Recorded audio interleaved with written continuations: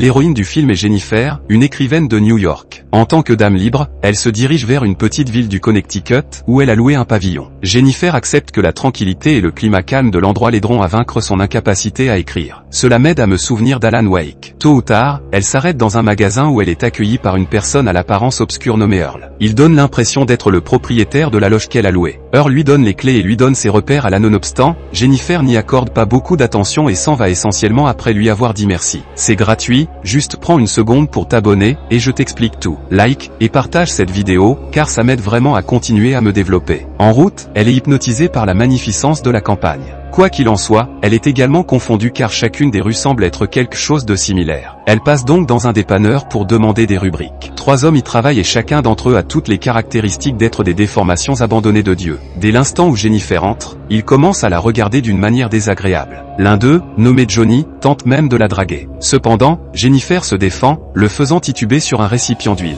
Cela fait éclater de rire ses compagnons, Andy et Stanley. Jennifer s'en va également, et Johnny est clairement humilié par l'épisode. Rien de plus risqué qu'un crétin humilié. Dans la scène suivante, Jennifer se présente enfin au lodge, qui se trouve près d'un joli lac. Elle décharge alors, à ce moment-là, ses effets et se rend agréable. Vers le soir, elle n'a pas le temps de travailler sur son nouveau livre. D'après la façon dont elle compose, il semble que le cadre déconnecté l'aide à se concentrer. Le lendemain matin, alors que Jennifer se détend au bord du lac, elle entend quelques clameurs étranges, mais elle décide de les ignorer, acceptant qu'il s'agisse d'une créature. Nonobstant, la nuit, la clameur continue. Cela dérange Jennifer car cela entrave son travail, alors elle choisit d'examiner la source de la clameur. Tôt ou tard, elle court sur un hangar voisin et l'agitation vient de l'intérieur de celui-ci. Néanmoins, lorsque Jennifer entre, elle ne voit rien d'autre que certains instruments, des cruches de substances toxiques et d'autres matériels. Par coïncidence, elle renverse son breuvage. Maintenant que les vêtements de Jennifer sont sales, elle les enlève et les lave dans l'évier de la cuisine. De manière choquante, alors qu'elle est en train de le faire, un obscur individu est vu en train de l'enregistrer. Asseyez-vous simplement et détendez-vous, c'est moi, votre Airbnb, tout à fait légal, sans aucun doute. Le lendemain matin, Jennifer court à travers la forêt pour se maintenir en forme. En chemin, elle trouve par hasard une maison non désirée et choisit de la regarder. Néanmoins, lorsqu'elle considère que c'est effrayant, elle s'envole rapidement. Inévitablement, elle revient et choisit de frotter, mais les robinets ont toutes les caractéristiques d'être bouchés. Ainsi, elle contacte l'homme à tout faire pour obtenir de l'aide.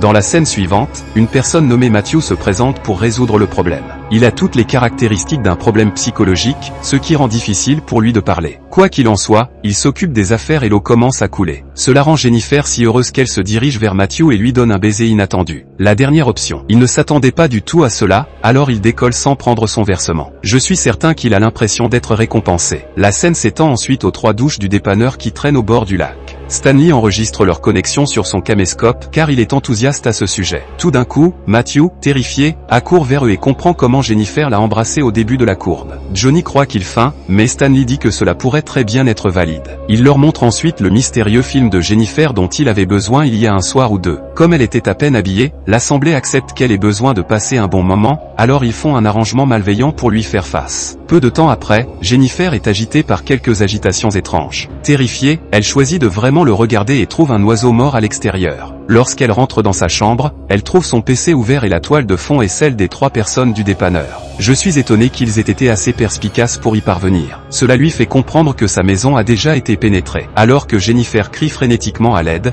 Johnny, Andy et Stanley l'entourent de différentes manières. Ensuite, Matthew est également traîné dans la pièce. Il préférerait ne pas être ici, mais à cause de la pression de ses compagnons, il cède. Le rassemblement alors, je vais me contenter d'un choix principal ici et éviter cette partie. Je ne comprends pas les films qui glorifient ce genre de choses, et je ne comprends pas le genre de foule qui ressent une dette de gratitude par la même occasion. Je m'attends à ce qu'il n'y ait pas une tonne de subtilité ici, et nous sommes sur le point de passer à la partie suivante. Jennifer s'enfuit dans la forêt jusqu'à ce qu'elle tombe sur Duke et le shérif du quartier, Storch. La dernière option la calme et lui montre sa carte d'identité, en lui disant qu'elle est entre de bonnes mains maintenant. À ce moment-là, il renvoie Earl et la ramène à la loge sous prétexte d'affronter les mécréants. Néanmoins, lorsqu'ils arrivent sur place, Storch change de mentalité. Après avoir trouvé de l'herbe et de l'alcool sur la table, il pense qu'elle ment. Jennifer tente frénétiquement de s'assurer qu'elle est bien la personne en question, mais il ne se met pas à l'écoute. Tout bien considéré, il lui demande de pivoter pour qu'il puisse regarder à travers elle. Jennifer est honnêtement d'accord, et c'est à ce moment-là que nous évitons d'avancer une fois de plus. Après tout ce qui a été dit et fait, Jennifer est à peine consciente. Quoi qu'il en soit, elle se lève et s'enfonce plus loin dans la forêt, confiante qu'elle traque quelqu'un. Malgré tout, les hommes détestables continuent de la suivre.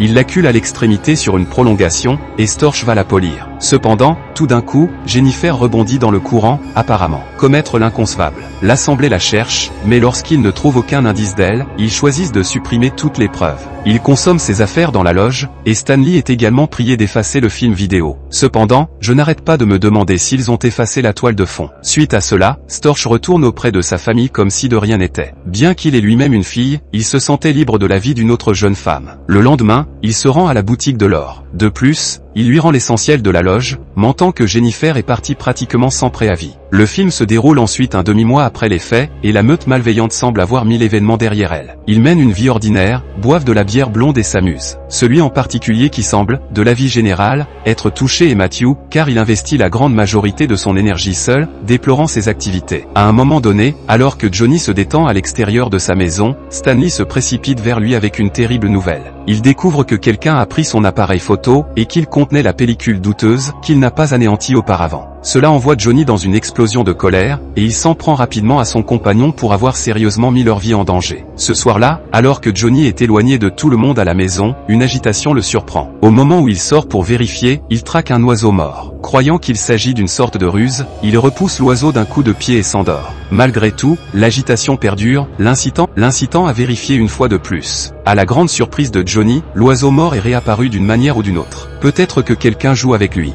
D'après Johnny, arrête de m'apporter des oiseaux, espèce de félin idiot. Et ensuite, furieux, il se dirige vers l'intérieur. Récupère son arme à feu, mais lorsqu'il émerge, il retrouve la chaussure de Jennifer sur sa terrasse. Cela l'alarme, alors il vérifie avec colère la zone, mais ne voit personne. Ailleurs, alors que Storch rentre après avoir travaillé toute la journée, sa moitié lui donne un paquet, disant qu'un obscur individu l'a transmis. Le shérif accepte qu'il a reçu un cadeau de Noël avant l'heure, semblable à l'imbécile qu'il est, mais malheureusement, il s'agit en réalité d'une des cassettes illégales de Stanley. Il fait face à l'Assemblée et demande des éclaircissements. Il admet que Stanley fait cela délibérément pour anéantir ses proches. Quoi qu'il en soit, Johnny protège son compagnon et sort la chaussure. Il dit qu'une autre personne essaie de jouer avec eux. Comprenant qu'ils sont en grand danger, Storch choisit de se passer de tous les détails restants. La principale victime est Laure, car il avait vu Storch accompagner Jennifer dans la loge ce soir-là. Ensuite, le shérif choisit de polir Matthew, car il n'a jamais été prêt pour l'heure. La scène se déroule alors à Matthew, qui est à l'extérieur de la loge en train de réfléchir à son passé effrayant. En fait, il n'a pas eu la possibilité de se remettre de cet incident. Tout à coup, il entend une voix non conventionnelle, alors il surgit à l'intérieur de la loge. Alors qu'il regarde dans chaque pièce, il perd l'équilibre par inadvertance et dégringole les marches. Au moment où il reprend conscience, il est stupéfait au centre par ce qu'il voit. Jennifer est assise sur la chaise longue, les yeux remplis d'indignation. Matthew s'approche d'elle et s'excuse abondamment pour ses activités.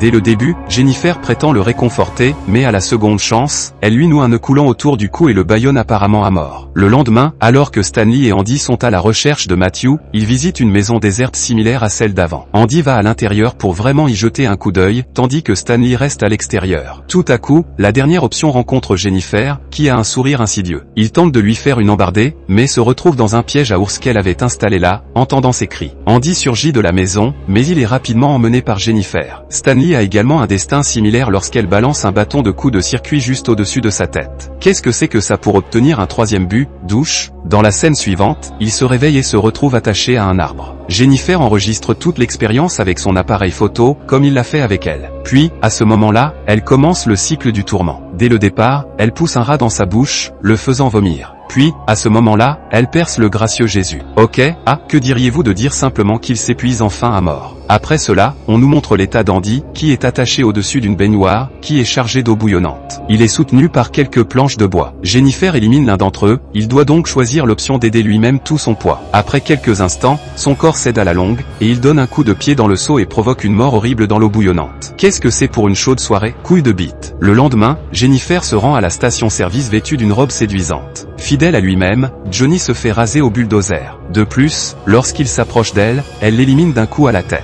Elle l'emmène ensuite dans une maison déserte similaire et l'attache dans un état exposé. Suite à cela, elle commence à tourmenter. Qu'est-ce que c'est? Quoi? Elle lui arrache les dents individuellement tout en l'aidant à se souvenir des effroyables démonstrations qu'il lui a faites. De plus, elle force son arme à feu sur lui, comme il l'a fait avec elle. Néanmoins, plutôt que d'être conciliant, Johnny rit dérangé. Peut-être n'a-t-il rien avancé de ses faux pas. Voyant cela, une Jennifer furieuse s'empare de ciseaux et Gracieux, poids. Johnny décède. Le lendemain, alors que Storch conduit, il reçoit un appel de sa moitié. Elle fait référence au fait que l'instructeur de leur petite fille est là et qu'elle a besoin de lui parler. Au moment où Storch découvre qu'elle est, en fait, Jennifer, il est choqué. Il fait demi-tour et rentre chez lui, craignant pour la sécurité de sa famille. Pourtant, lorsqu'il se présente, il découvre que l'éducatrice a déjà emmené leur petite fille à l'aire de loisirs. Énervé, il se précipite vers la zone et commence à jeter un coup d'œil autour de lui. Pourtant, tout d'un coup, Jennifer lui tend une embuscade par derrière et l'élimine.